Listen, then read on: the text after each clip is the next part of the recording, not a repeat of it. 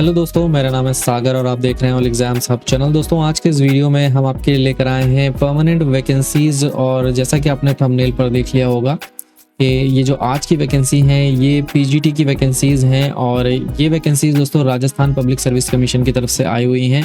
3225 vacancies पर यहाँ पर जो है भर्ती ओपन हुई है। और यहाँ पर आपको बता दूं, एप्लीकेशन फॉर्म ऑलरेडी स्टार्ट हो चुका है। लेकिन इस वीडियो में मैं आपको दिखाऊंगा कितनी वैकेंसीज हैं, क्या क्वालिफिकेशन है, क्या एलिजिबिलिटी है, और साथ ही आपका एग्जाम का पैटर्न क्या है और आपको एप्लीकेशन कैसे करना है। ये सारा प्रोसेस आपको इस वीडियो में एंड तक मिलने वाला है। तो जो भी लोग इंटरेस्टेड हैं यहाँ पर एप्लीकेशन करने के लिए, वीडियो को एंड तक जरूर देखिएगा। अब चलिए बिना देर किए स्टार्ट करते हैं आज का ये वीडियो।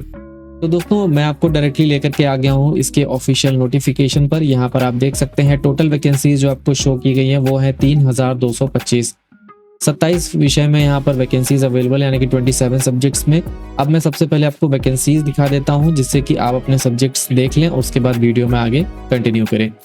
यहाँ पर आप देखेंगे दोस्तों, सबसे पहले जो वैकेंसी है, सबसे हाईएस्ट वैकेंसीज जो मुझे अभी तक दिखाई दे रही है वो सबसे ज़्यादा हिंदी में है।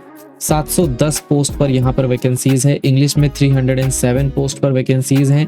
संस्कृत में 70 वैकेंसी है। राजस्थानी में 6, पंजाबी में 6 वैकेंसी, उर्दू में 140, हिस्ट्री में 170, पॉलिटिकल साइंस में 350 वैकेंसीज, ज्योग्राफी में 270, इकोनॉमिक्स में 34, सोशियोलॉजी में 22 वैकेंसीज, पब्लिक एडमिनिस्ट्रेशन में 2 वैकेंसीज, होम साइंस में 70, केमिस्ट्री में 177, फिजिक्स 94, मैथ्स 14, बायोलॉजी 85, कॉमर्स में 430 वैकेंसीज, ड्राइंग 180, म्यूजिक में 7 vacancies, physical education 73, coach athletics में यहाँ पर आप देख सकते हैं 2 वैकेंसीज हैं।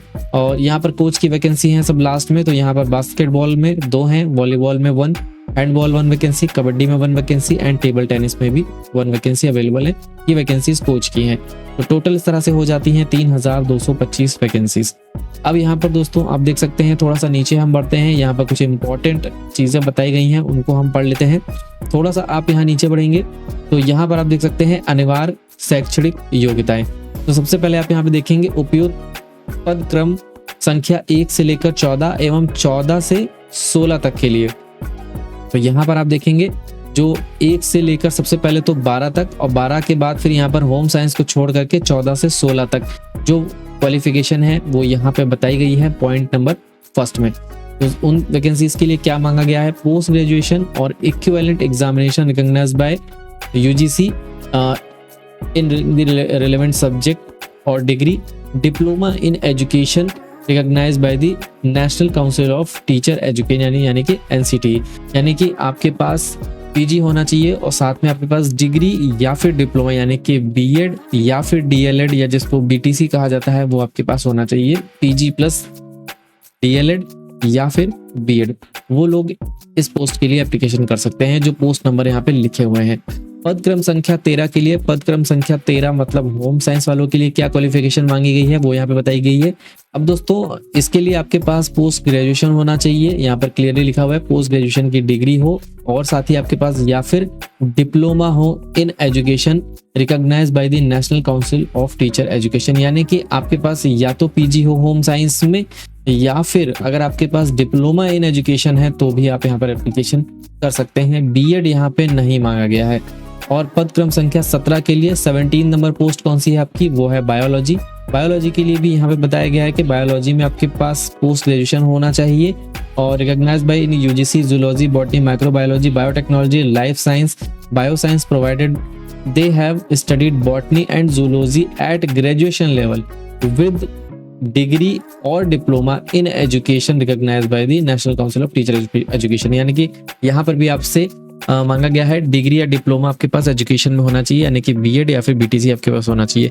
इसी तरह से काफ़ी सारी पोस्ट के लिए अलग अलग यहाँ पर इन्होंने वैकेंसीज के लिए एलिजिबिलिटी बताई हुई है।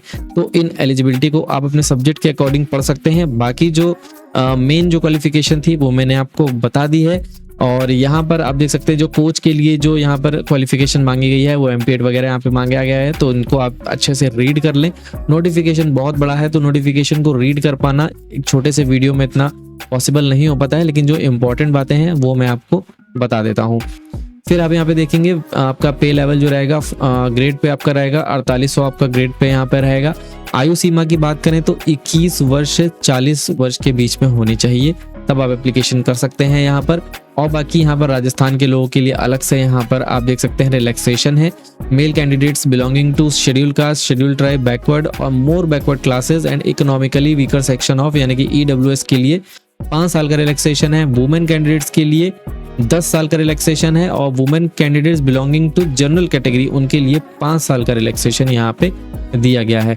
और यहाँ पे और भी चीज़ बताई गई है, जैसे विधवा या विच्छिन्न विवाह जिनका महिला है कोई, तो उनके लिए यहाँ पर अधिकतम आयु सीमा कोई भी यहाँ पे नहीं रखी गई है, यानी कि किसी भी एज की हो वो यहाँ पर एप्लीकेशन कर सकते हैं।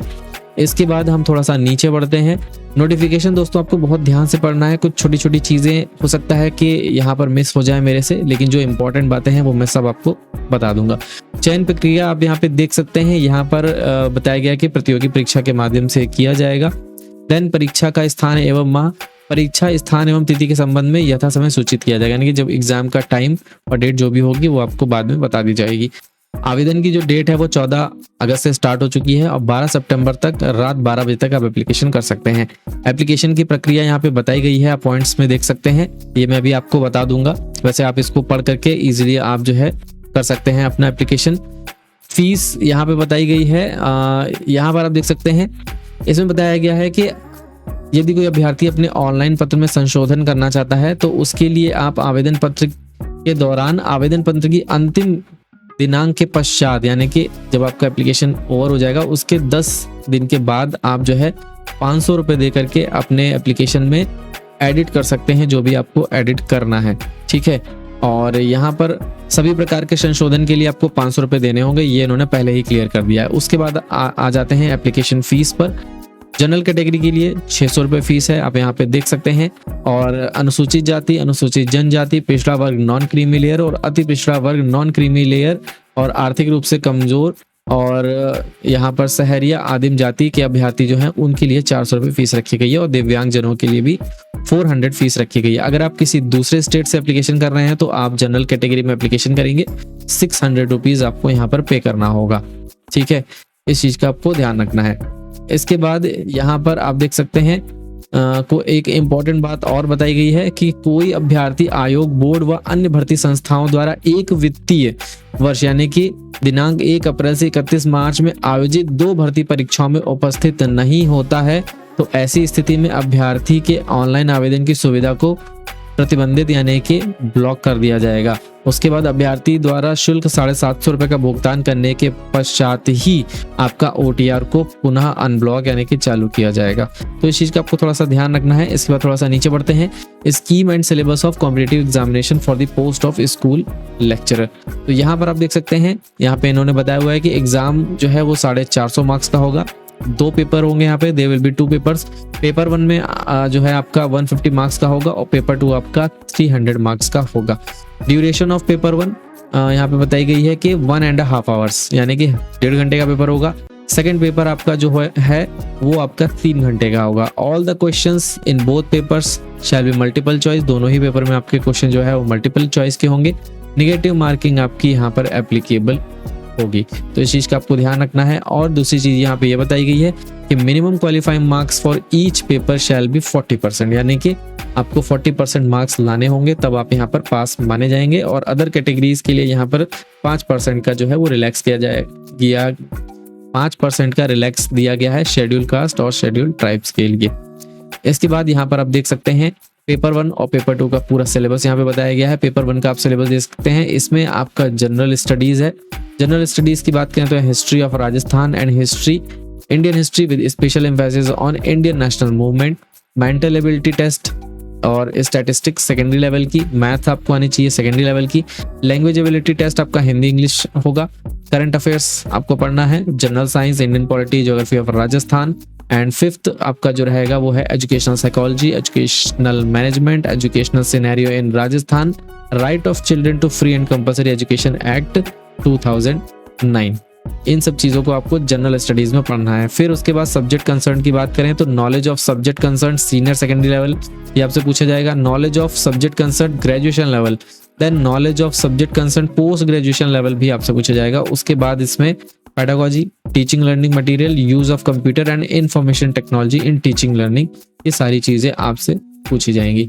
इसके बाद आप यहाँ पे देख सकते हैं कोच की पोस्ट के लिए यहाँ पर अलग से नीचे जो है क्वालिफिकेशन जो भी बातें हैं वो सब बताई गई हैं, इसको आप रीड कर सकते हैं।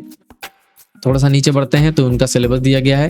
कोच की जो पोजीशन पे के लिए जो लोग एप्लीकेशन करेंगे उनका यहाँ पर सिलेबस अलग से शो किया गया है, आप देख सकते हैं। इसके बाद थोड़ा सा और नीचे बढ़ते हैं तो यहाँ पर आपको देखने को मिल जाएगा scheme and syllabus of competitive examination for the post of physical education. तो फिजिकल एजुकेशन वालों के लिए भी अलग से यहाँ पे जो है सिलेबस शो किया गया है, तो ये आप देख सकते हैं। फिर नीचे आपको कुछ इंपॉर्टेंट इंस्ट्रक्शन दिए गए हैं, इनको आप जरूर से एक बार रीड कर लें जिससे कि आपको कोई भी कंफ्यूजन किसी भी तरीके की ना हो।